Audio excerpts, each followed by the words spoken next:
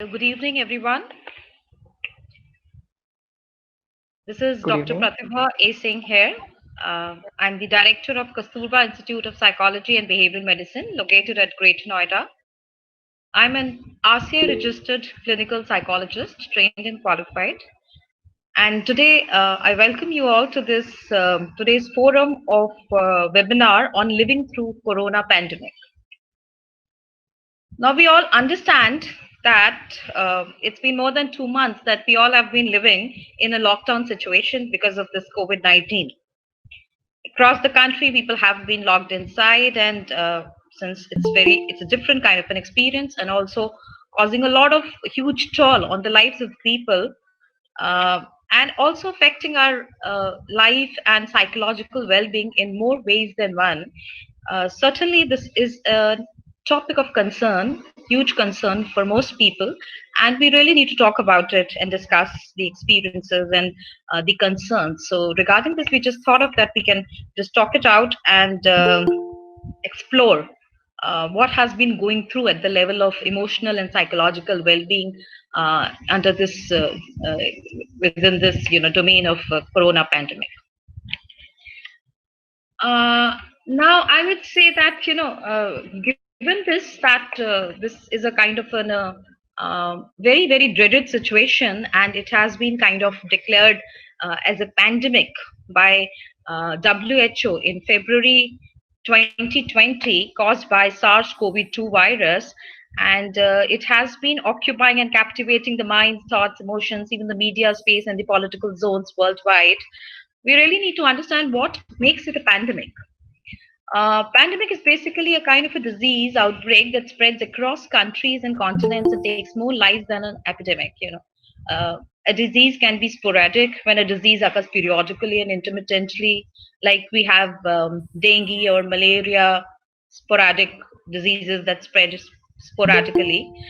We also have pandemics, which are constant presence or usual prevalence of a disease, deadly disease, like we have um, uh, earlier we used to have polio, and all of these conditions were considered as pandemics.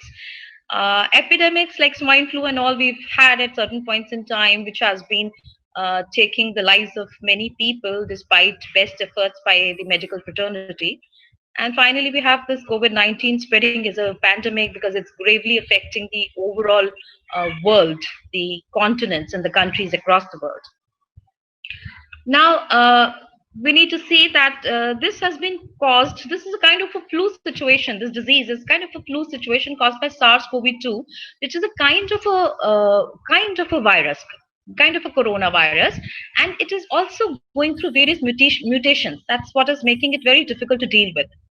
We all are already aware it's been causing respiratory tract infections, various upper respiratory tract and lower respiratory tract infection. Symptoms may be one may be completely asymptomatic or may have a mild degree of severity of symptoms, or maybe the symptoms may reach to very severe, grave degrees and may uh, cause a toll on the life of the individual as well.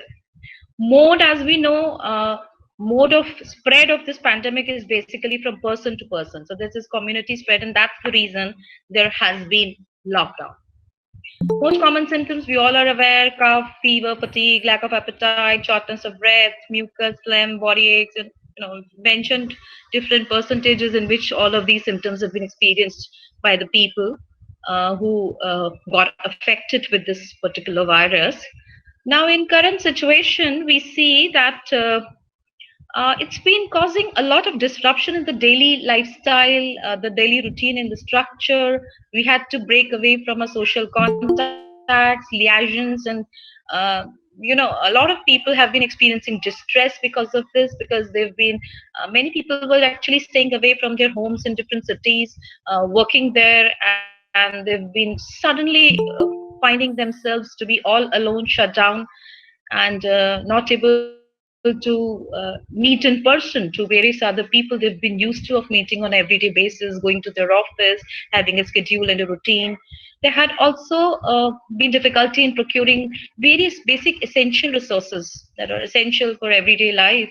There have been that have been put to a lockdown situation in such a way that people could not even buy the basic green vegetables for more than 2 weeks.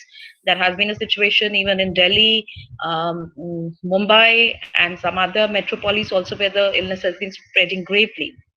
Now there are challenges, a lot of challenges that people have been facing to adjust to these new circumstances they've not been really used to of. Uh, because of all this, we need to understand that there is an acute reaction. Everybody is not experiencing an acute psychological impact of the disorder, but there is certainly an acute psychological impact. And in various other people, we see some kind of not a very acute reaction, but there is a lasting psychological impact, which is going to kind of create a chronic psychological distress for them. In acute psychological reaction, we've had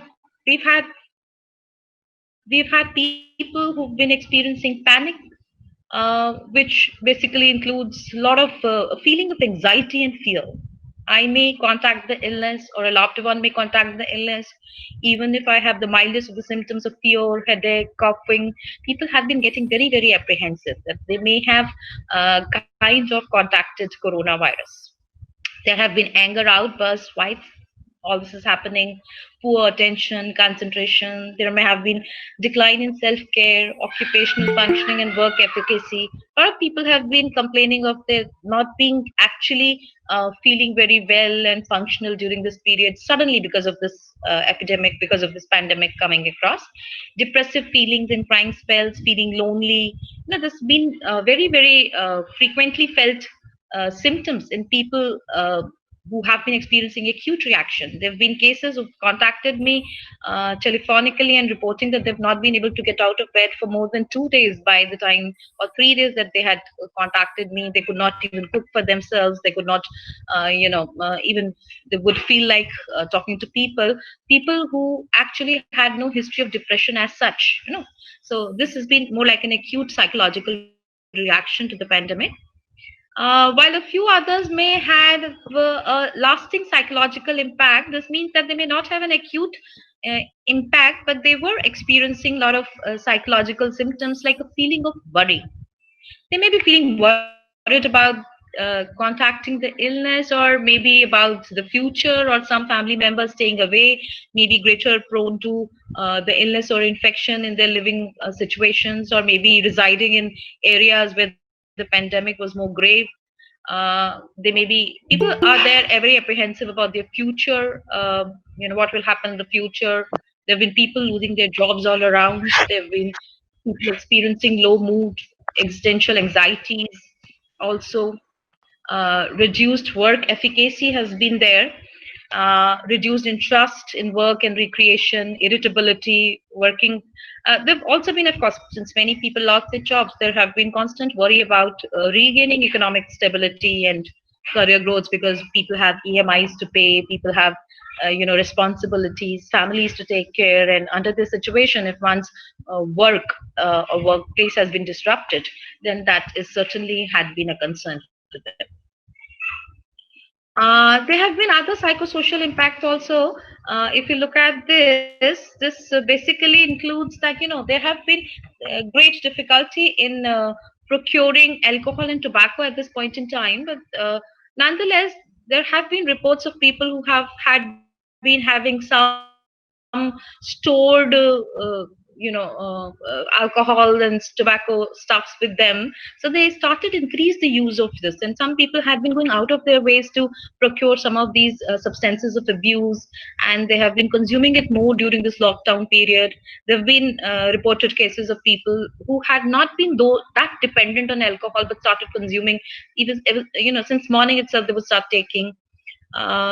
There had been altered work-life balance, which had been affecting everyone. Social isolation had been affecting everyone. Increased family conflict and violence has also been reported. Domestic violence increase reports have also been there, and children, they have also been. It's very interesting to see that children had still shown very good resilience and coping ability, because many children had kind of trying to cope up with this kind of a lockdown situation where they couldn't go and meet out their friends, and play in the park for so many days together.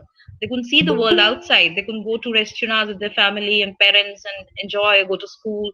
Despite all that, many could cope up, but there still have been cases of children reporting increased irritability, misbehaviors, sometimes overeating, increased dependence on mobile use or diminished academic performance. This has been a prominent phenomena seen in children and adolescents.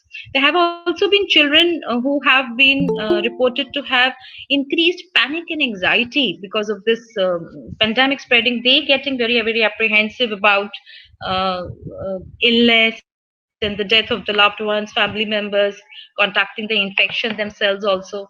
So children have been getting very psychologically affected by this kind of situation. Now, there are possible long term mental health psychological conditions also due to COVID 19 that has been taking the form of a syndrome like anxiety disorder may precipitate or depression may precipitate, post traumatic stress disorder PTSD may precipitate later on in cases, or obsessive compulsive symptoms getting exacerbated, psychotic breakdown may be there, relapse of psychiatric conditions, other disorders, schizophrenia and all, withdrawal of any substance. Withdrawal reaction may be there in case of substance abuse and alcohol intake, wherein people could not procure the substance. So this has been, there. And for these conditions, people have been trying to reach out to psychiatrists and mental health professionals, and they need to take professional help for all these conditions. Or some of these people have been, may later on experience some of these conditions for which they may need to reach out to the mental health professionals for professional help and intervention. Now, lockdown, as a control measure, governments across countries have announced lockdowns. Now, lockdown series have been there in India, one, two, three, and now we see it's fourth lockdown series. With time, as we see, as the time has been passing, lockdowns are coming to a closure. The government has been providing less restrictions, it's opening up many things, but let's remember that pandemic COVID-19 is not closing. It's still on. The pandemic is still on. Maybe the lockdowns are shutting down slowly. What is making pandemic such a dreaded experience? We really need to see this. Uh, there is threat to life of self and loved ones. There is unpredictability. There is equal vulnerability to all. We need to understand that pandemic is a kind of a disease situation which brings us to the very idea that no one is different from the other. Each one, no matter what socioeconomic strata you belong to, no matter what class you belong to, what religion, what geographical location, what country you belong to, you're equally vulnerable. There is threat to life. There is constant unpredictability. No one can predict when you would contact the illness, and there have been cases when people have been taking all possible precautions and they contacted illness. There have been instances of people visiting a store, a cooperative store, to for just 5 minutes, and they stood next to some person who was later on found to be positive or infected, just for 10 seconds or 15 seconds, and the person was found to be positive later. So there have been reports like that have been creating apprehension and a sense of vulnerability, unpredictability in the heads of the people. Now, virus, it's a non-tangible threat. The humanity has been trying to fight all kinds of battles, but when it comes to these very small, tiny microorganismic creatures, we fail to fight something like this because it's non-tangible. We can't see it, we can't really control it, and so we have to accept that there is lack of control. It's dreaded because there is lack of control. We can't control something that is non-tangible and cannot be seen. Of course, we know that there are no definite measures to ensure control. There is no specific drug that has been found as of now, that we know that would essentially treat the condition, and certainly the life can be saved, or so those kinds of things are also not there. And there are not even living conditions that one would fend for, that if you practice something like this, you will surely not contract it. There have been people contracting the illness, trying to take all possible measures and precautions. This has also kind of led to very sudden, extreme changes in the life situations, as we've already spoken about socialization pattern, economic condition, career. This has also been something that has been making this entire experience of the pandemic to be very, very dreadful. Uncertainty about life, what will happen tomorrow, what is there in the future is certainly there, which is all making it a very hugely devastating experience for many. Now, there's been a psychological adaptation model that has been talked about by Dr. A.P. Singh. He says that most of these epidemics and pandemics, when they occur, the people who are being affected initially go into a state of shock and denial. Most of them would not even believe that something like this is happening, and and they may also get affected. So there's always a denial that I may not be the one who's going to get affected or infected tomorrow. Just a few days, few weeks before they start realizing that no, it's spreading hugely, exponentially, it's spreading. Only then they start realizing, and they start resisting it by taking measures that psychologically they start uh, uh, you know uh, eventually start resisting, and they think that all talks and ideas about that this infection can become grave, and it can take lives, and it's spreading all over. There is a constant talk and resistance to this idea. Eventually, they reach a state of acceptance when they start accepting the cautions to be taken, the precautions to be taken. They start accepting the life threats. They start accepting the very idea that the very known person around, or a neighbor, or a person they've been very close to may get infected. That idea eventually starts seeping in, and that's what a state of mental preparedness and adaptation comes in. If a person has accepted the illness, and they move towards a wellness model, and they start taking required precautions and start understanding the nature of the problem, they reach to a state of adaptability, psychological adaptability. And if they fail to, they constantly fail to accept, and they do not reach the state of mental preparedness, then they would experience what is known as rejecting the very idea that the illness can ever affect me. They'll continue to stay in a state of apprehension, panic, anxiety, and there would be constant rejection, and they may feel ill most of the time. If you accept something, you are more likely to take more adaptive measures for it, and with acceptance there is a wellness that comes, and with rejection of something, you are not ready to accept that something like this is prevailing. As long as that is there, you are more likely to move towards illness. Now, we need to see that there are certain psychosocial impediments which have been interfering with adaptive coping. These basically include too much exposure to the news. There is constantly, the channels are being bombarded by news on COVID-19, and this has been leading to lots of data that they've been providing constantly, and the political debates going on. Somebody saying that this is okay to do, somebody saying it's not so okay to do, somebody saying that the situation is being dealt with effectively, somebody communicating that it's not been dealt with in a very effective manner. So that's something that is constantly affecting the psyche of the people, the normal people watching all these programs outside. But now let's remember that's all has to do a lot with the political interest of the people debating. Excuse me. And there are constant rumors and false reports also that are likely to affect an individual. There are also myths and misconceptions about quarantine that have been coming out constantly as a result of this kind of a situation that has developed because of COVID-19. Now, looking at quarantine in itself is not a new phenomena. The kind of reaction that we've been seeing and watching by people in different parts of the country, and particularly, we've been seeing even doctors getting mutilated, attacked because of they being attempting to test an individual, or take people being put to quarantine. It's not a new phenomena. We really need to understand that it's been ages old. It's as old as 14th century, where when Italy used to practice it to protect coastal cities from epidemics. And this term quarantine in English was also derived from the Italian word, which actually means 40 days. And the quarantine basically involved a 40 days set in period for the people who have been commuting from one coastal city to the other, so as to ensure that no infection is being brought there. And later on, US also kind of made sporadic attempts to control the continued outbreaks of yellow fever, and later on to control cholera spread from passenger ships. Eventually, countries and governments all over the world, across countries, have been taking to quarantine to fight epidemics and pandemics. So we really need to understand that there's no stigma associated with this. It's not a new phenomena that the government has been brought up. It's always been there to control epidemics and pandemics.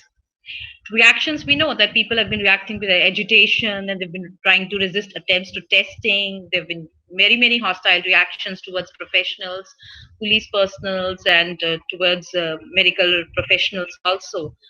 Why there's so much of fear? We need to know that, why is there so much of denial also? What is psychological reasons behind that?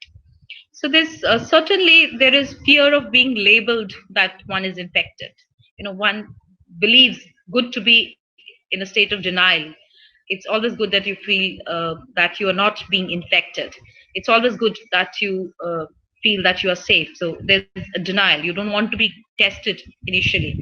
Um, Also, there is fear of isolation and aloneness. If somebody is put to quarantine, I'll be isolated. That may mean some kind of stigma, or people will not come to me. There'll be aloneness. Maybe I wouldn't be taken care of in a good way, because if we are surrounded by people and caregivers and caretakers and family members, loved ones, we feel that we are, getting better. We are being taken care of medically. If people do not kind of surround you, because that's always been a decorum, that when somebody falls ill, there are people who would surround, family members will be around, sitting bedside, taking care, cooking, soft foods for you. So this goes away in case of quarantine. Little bit, that's no, the scenario is different. So we really need to see and adapt, what's required when there is a pandemic. And it's not like a regular illness, it's a pandemic. It's spreading from person to person. And when one is infected, one would not want the loved ones and the family members to also catch the same infection. They would want themselves also to get well, and the families to stay healthy. Uh, Now we look at this vicious cycle of distress reaction that may come up. Uh, there are thoughts, thoughts: when will everything go back to normal?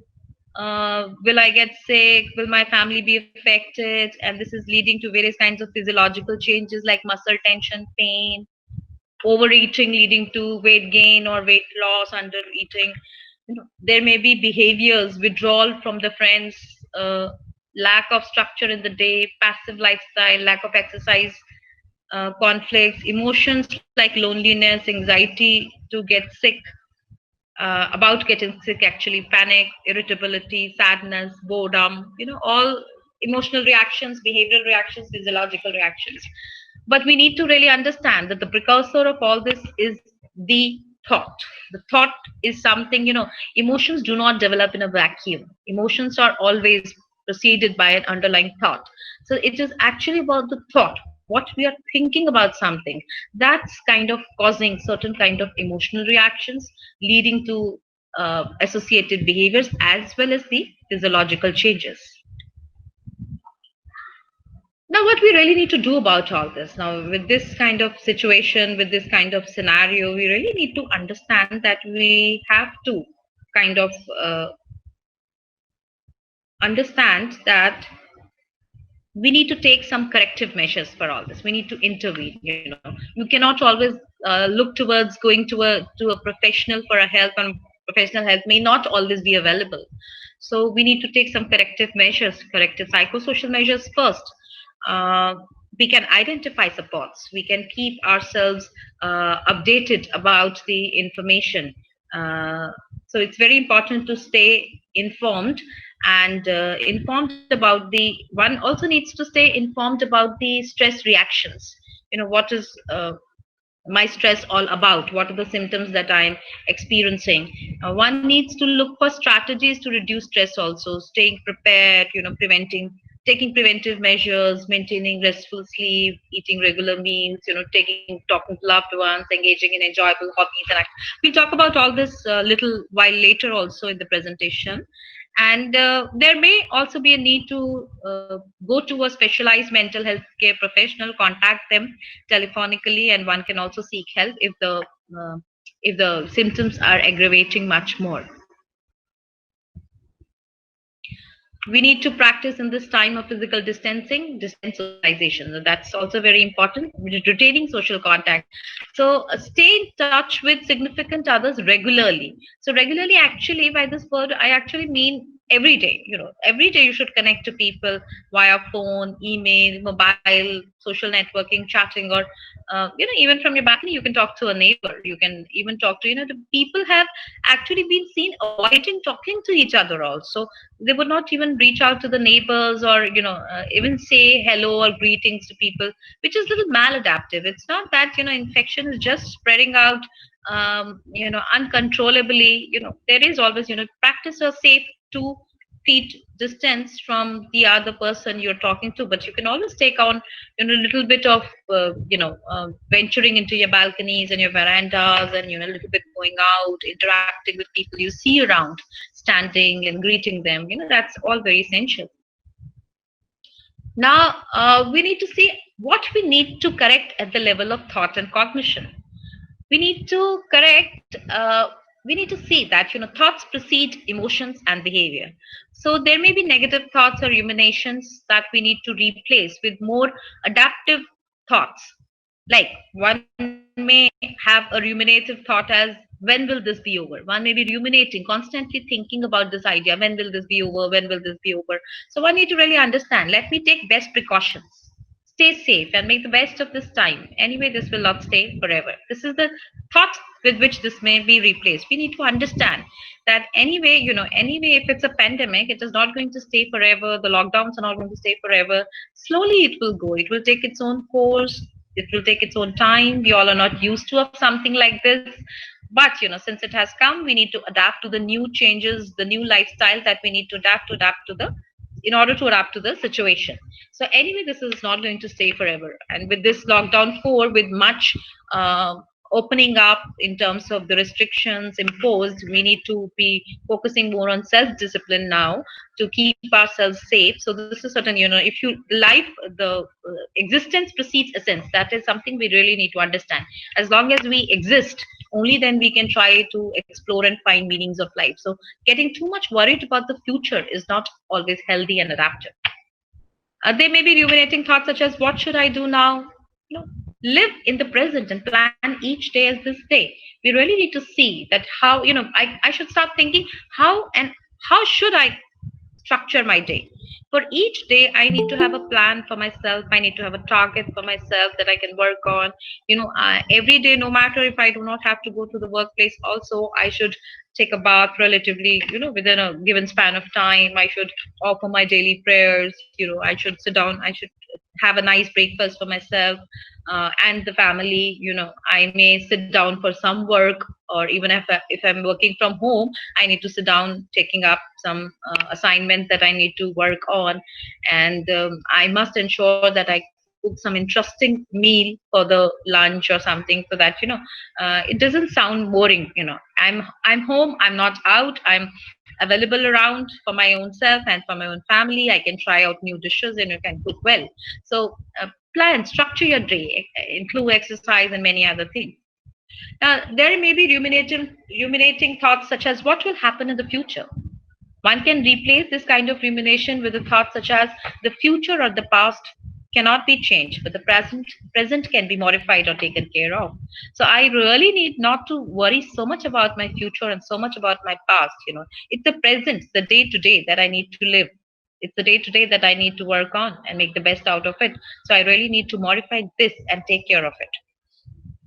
Then there may be ruminations such as, I feel anxious and depressed because I'm feeling low. I'm constantly ruminating on this very idea that I'm feeling anxious, I'm feeling depressed, I'm not feeling well, I'm ailing, I'm not feeling good.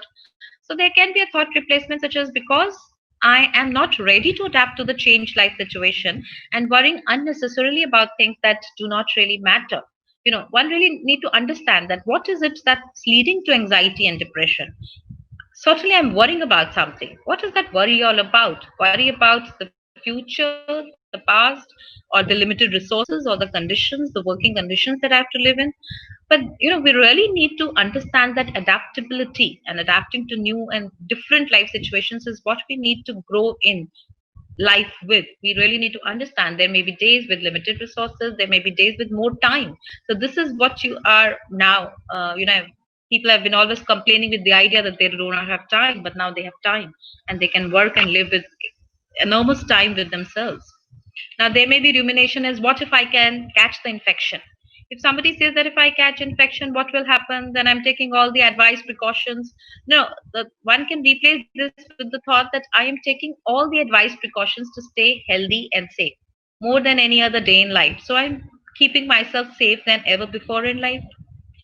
I can also replace this with saying that not everyone is contracting the infection and the death rate is only 4% worldwide. Many people are recovering too. And also, I can replace this with the thought that death is anyway equally unpredictable for anyone. It's not that everyone who's dying today is dying only of coronavirus and COVID 19. There are people who've been dying of other factors and other reasons also. So, thought correction is something very, very important. We really need to see and check what maladaptive thoughts are there in our mind that have been ruminating constantly, leading to these kinds of anxiety reactions of panic or emotionally feeling low and anxiety. Then we need to, if we do that, and if there are maladaptive behavior patterns also that are coming up, then we will understand that we can do much better if we make those adaptive changes.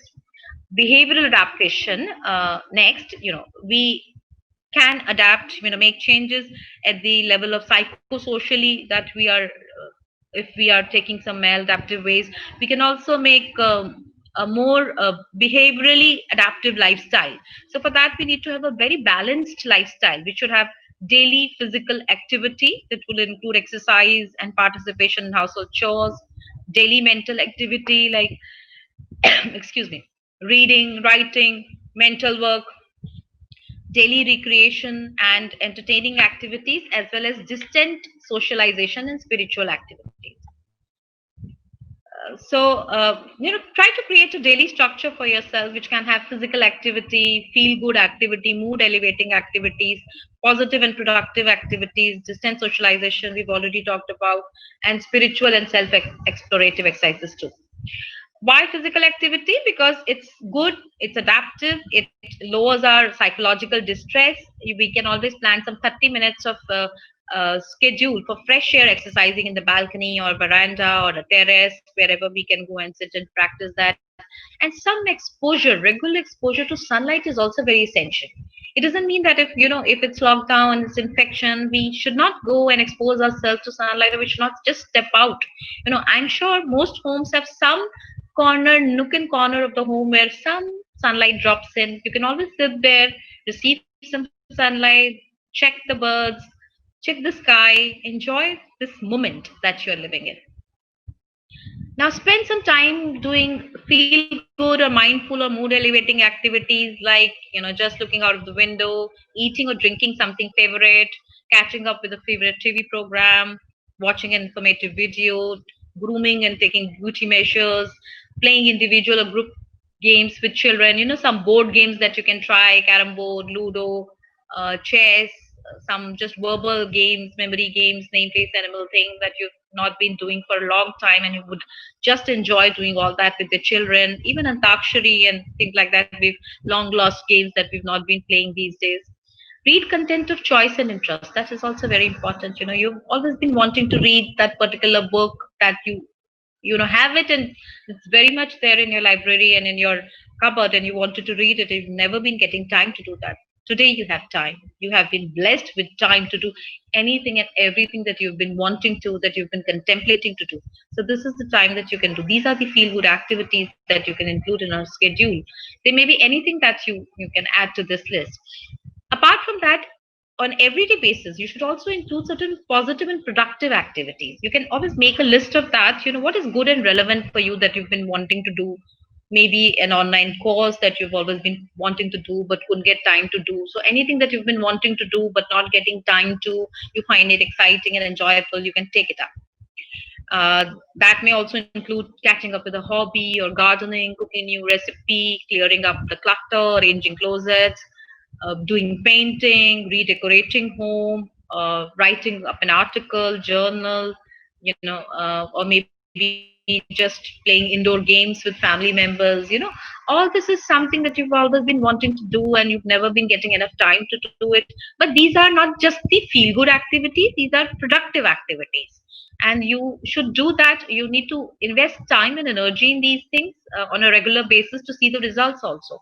So this is something that is going to add positive results in your day. So this is something you can add.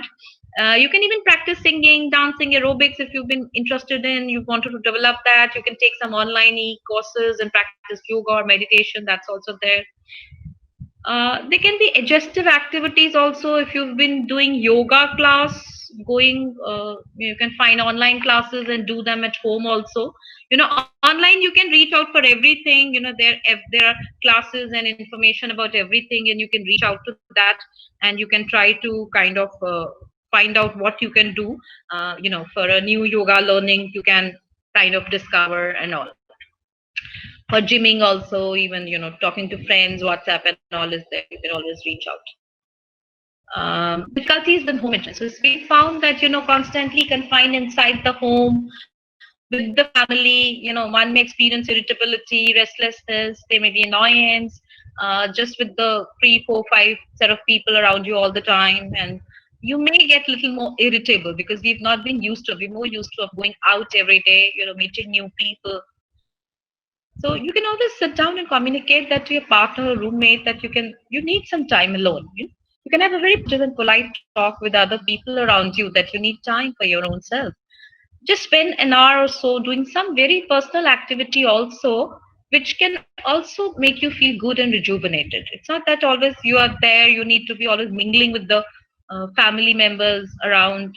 But of course, staying inside the home, keeping yourself away from the family is also not going to do any good to you. It's not going to make you feel better anyway.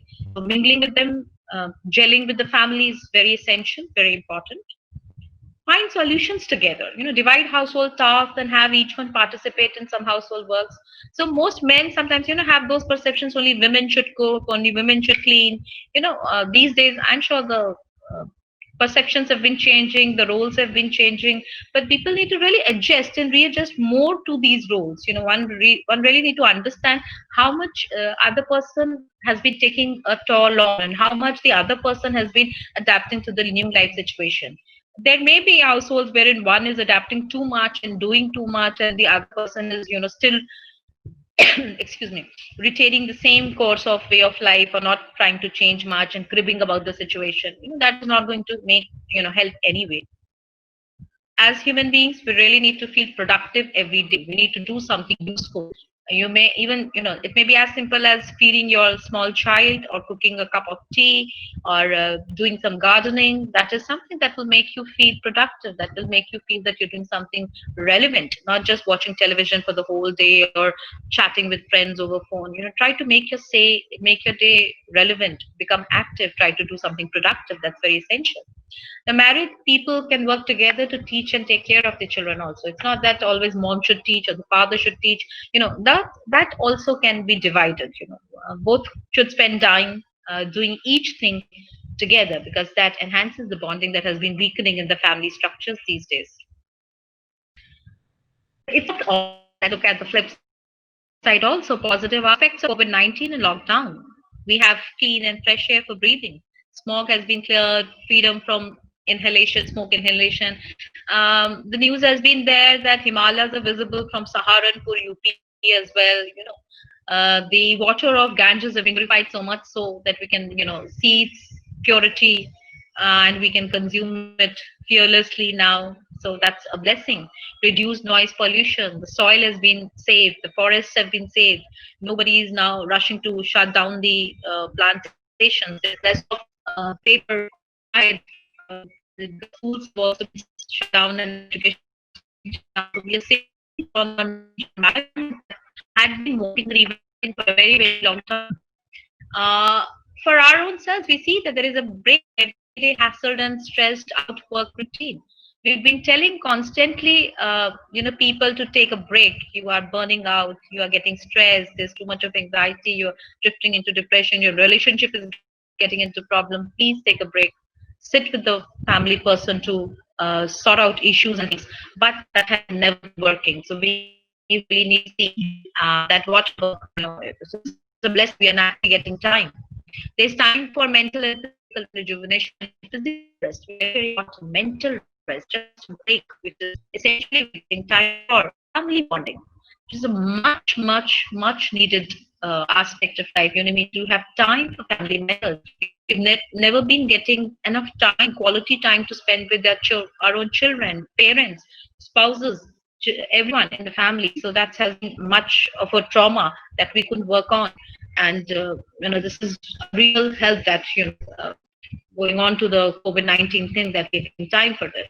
There's time for building and pursuing hobbies and creative ventures that we've already talked about. Time for self-growth and evolution, for practicing meditation, spirituality, detoxification for tobacco and alcohol users and addiction that has been spontaneous. People who had not been able to procure have gone through spontaneous detoxification from tobacco and alcohol use. Those who have not been having very extreme dependence and were facing some difficulty withdrawing could withdraw to an extent. There have been successful cases reported for this also. Now, can we check that there is much reduced rate of road accidents and related deaths also? Much lower down. Deaths and illnesses caused due to physical distress, asthma, and even various other infectious diseases have also gone down because people have not been commuting, going out. There is reduced rate of homicidal attempts. There is reduced rate of suicidal attempts as such. As of now, there have not been many reported cases of deaths because of otherwise life situation. We need to see that there is also a message from the universe that we need to receive. There is shift in economic and psychosocial patterns. There is need-based social. We would see that there has been come upon a change in the socialization pattern and outing, and this is likely to continue in the times to come. So there will be only need-based socialization and outings. People will form mindful social relations only.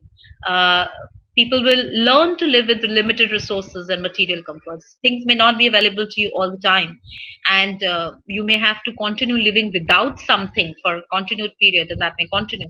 So we will learn. We are learning that. We are going back to that.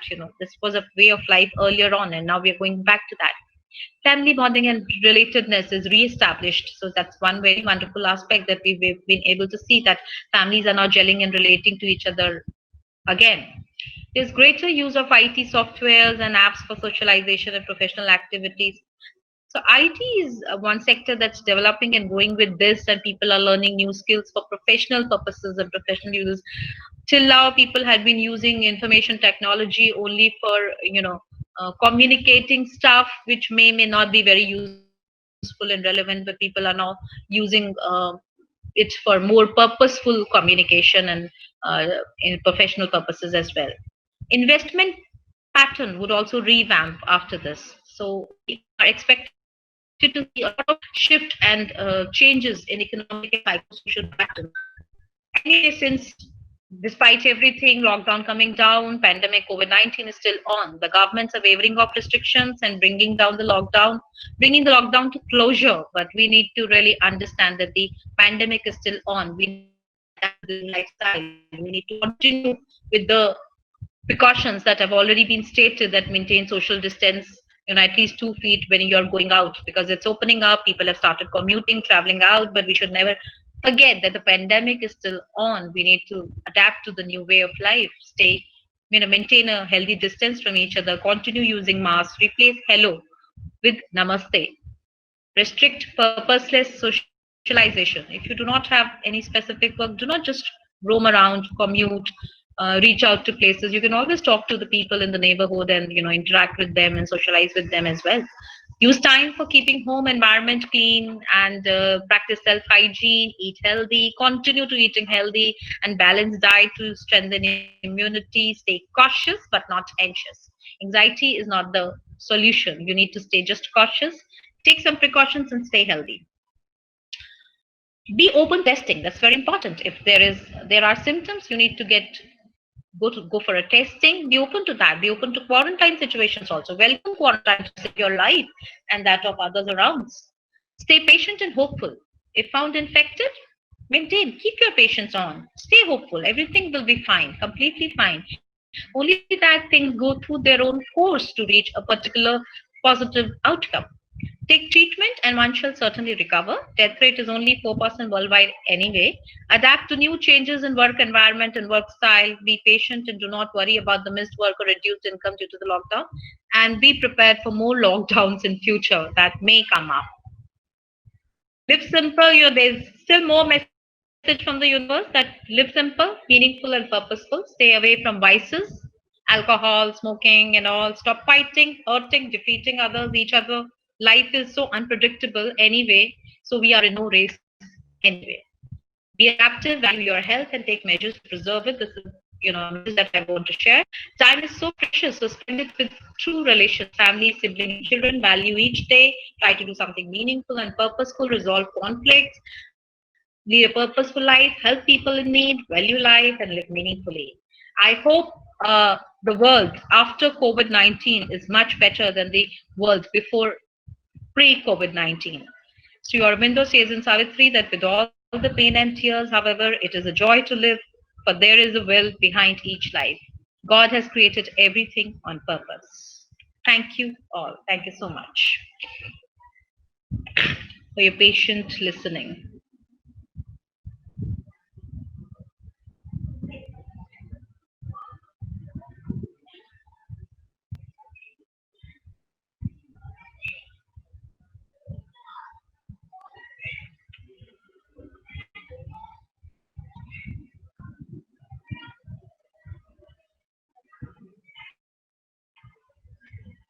Now, if anybody has questions and queries, I would be pleased to respond to that.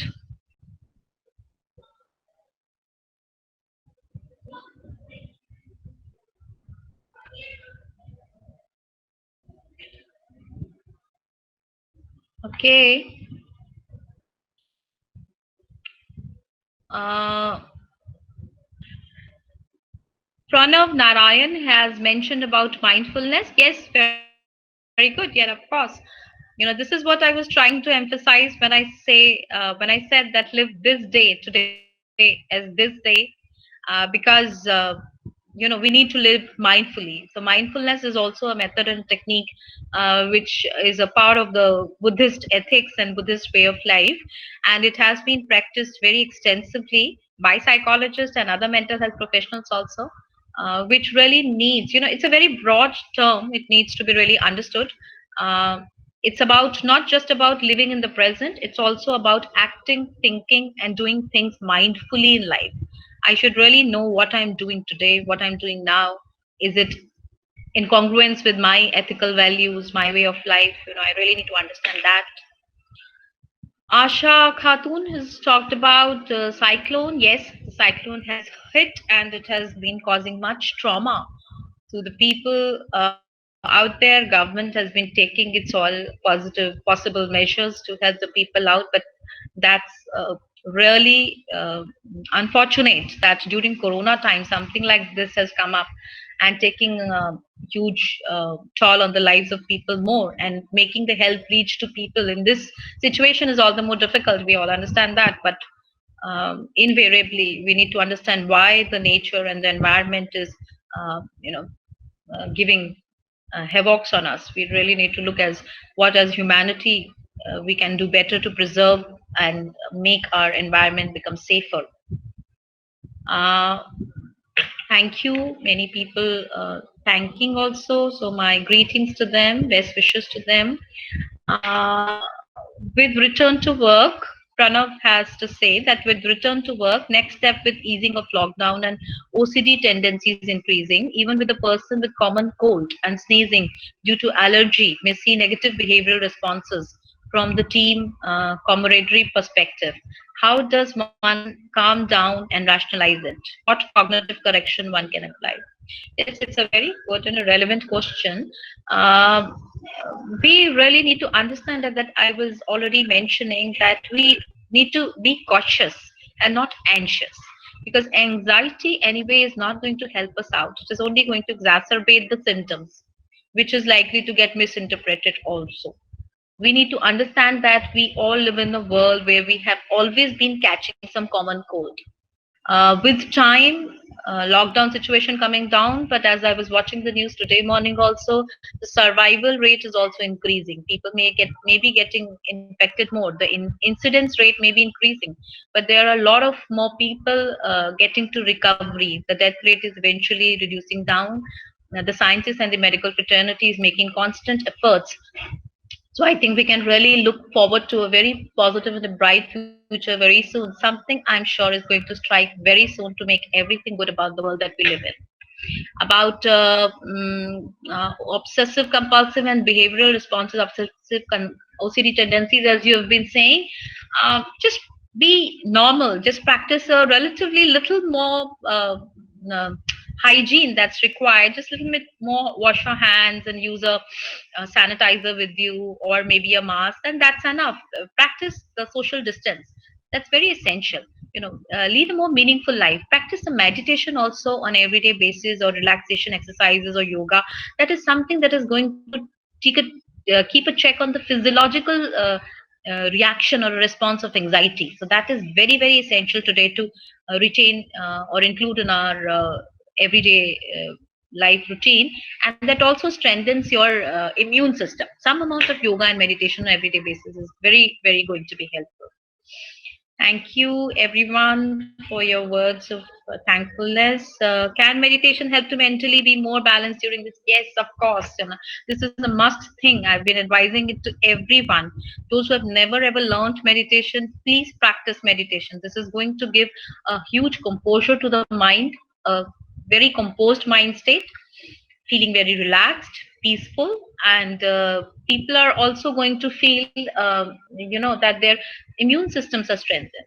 And we really need to have to look everything and all such experiences from a more spiritual perspective also. Nothing like this across the world happens just like that. It has to have a purpose, it has to have a reason. So maybe we really need to look towards a more self-aware, more mindful, and more spiritual way of life, which certainly includes meditation.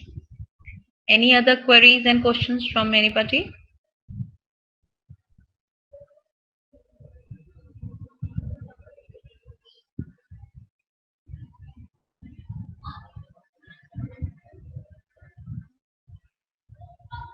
So this had been a very wonderful session with all the people who had joined in, spared their times, listening to this. I'm glad that we could be here together, and I thank everyone for sparing in their time and being here with us.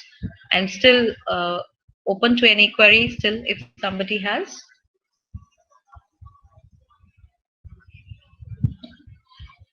Okay, thank you all. Thank you, Dr. Pratibha, for addressing the session. If anyone else has any questions, please, you can type it in the chat box.